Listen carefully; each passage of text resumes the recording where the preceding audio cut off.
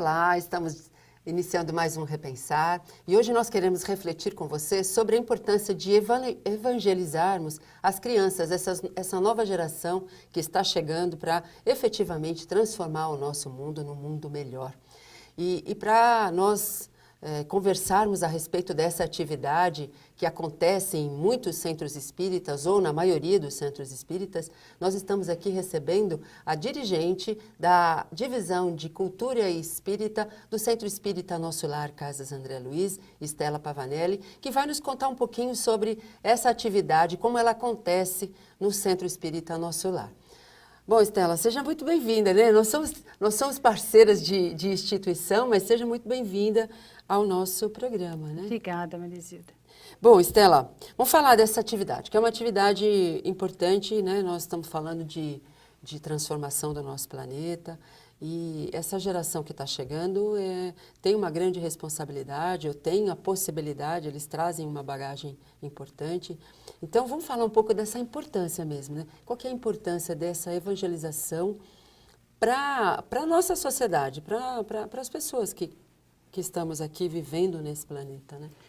Eu entendo, Marizilda, que antes de ser importante para a sociedade, é importante para o próprio espírito. Sim, verdade. Ele mesmo, ele se modificado, ele moralizado, ele vai transformar a sociedade. E é para isso que nós estamos aqui, né? Passando por essa fase de transição. E essas crianças têm esse papel fundamental. Porque dentro da doutrina, eles vão se moralizando, vão aprendendo, vão se tornando pessoas de bem. E essa sociedade é consequência disso. Né? Porque eles trazem uma bagagem intelectual grande até, né? Porque eles dominam a tecnologia, eles têm uma facilidade de aprender, até de uma flexibilidade de aceitar os novos conceitos, né? Então, com facilidade, né? Precisa essa moralização mesmo, né? Isso. Que é interessante. Agora, a gente fala do Brasil. Qual que é o papel dessa evangelização para efetivamente o nosso país, né? Por que o nosso país é tão considerado importante para o planeta? Então, essa máxima, né, de Brasil, coração do mundo, né, pátria do Evangelho, ela só se torna possível se nós seguirmos essa linha de evolução, começando agora para essas crianças, porque é uma indicação de que não é que ele vai ser coração do mundo, pátria do Evangelho, ele pode não ser. Exato. Nós temos o nosso livre-arbítrio.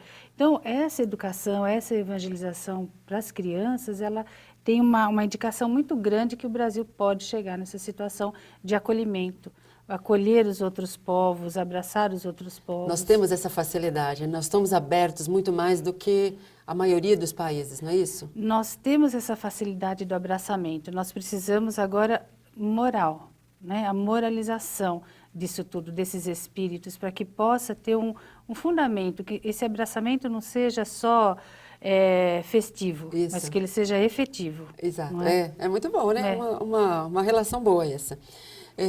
Então, levar uma criança para a evangelização é uma responsabilidade muito grande dos pais, é um papel importante do pai, da mãe.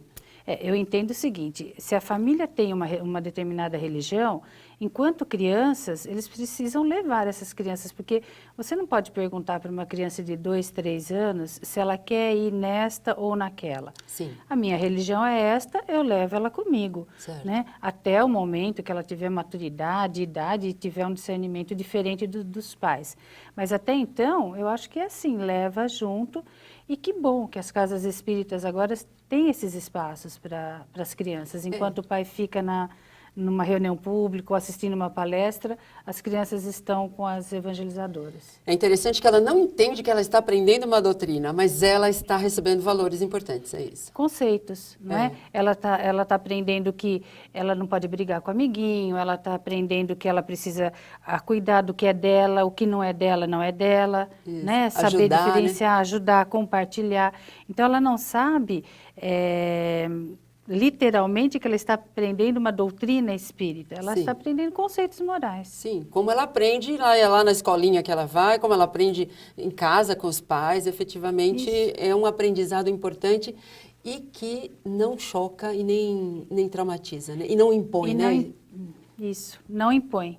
Essa que é a melhor parte, é de uma maneira lúdica, é uma maneira brincando, cantando, lendo historinha que ela vai aprendendo isso. Pois é. Bom, no Centro Espírita Nosso Lar Casas André Luiz, como que aconteceu, né?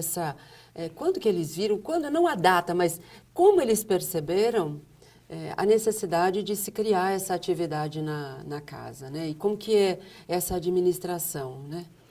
Desde o começo, desde a fundação do centro, algumas pessoas iam nas reuniões à noite e não se tinha criança, mas aí com o ampliar das reuniões, sentia-se necessidade de levar o filho, não tinha onde deixar, e aquilo começou como uma recreação, no primeiro momento. Sim. Alguém ficava com as crianças enquanto os pais estavam estudando.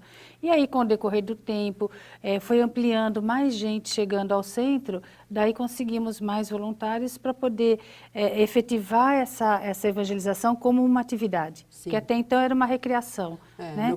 Era uma brincadeira para aquela criança ficar ali esperando o tempo dos pais, né? Isso. E depois, com o tempo, com a chegada de mais voluntários, se efetivou como uma atividade mesmo de evangelização, com método, com aulas e tudo mais. É interessante para quem está nos assistindo e que está criando ou que tem a vontade de criar um centro ou uma comunidade em que se estude o Espiritismo, perceber que tudo vai paulatinamente, né? Passo a passo, né, Estela? Hoje nós temos uma atividade estruturada, mas não foi assim que ela começou, né? Não dá, né, Marizida? Não dá. O centro a gente começa e as próprias atividades do centro, as palestras, é que vão formando esses trabalhadores. Então a gente começa pequenininho, começa com uma atividade mais ou menos estruturada, só para segurar aqui uma situação ou outra, e com o tempo a gente vai criando uma estrutura melhor. Então, essa atividade, ela é dividida, né, Estela? Nós vamos deixar aqui para o próximo bloco, ela é dividida em grupos, é isso? Porque as faixas etárias são diferentes, é isso? Isso. Então tá, nós vamos comentar, então voltamos no segundo bloco falando dessa divisão, né, até para as pessoas que estão mesmo interessadas nessa situação possam perceber como foi formado, né? Tá ótimo. Nós vamos a um breve intervalo e já voltamos falando um pouquinho mais de evangelização infantil. Até já.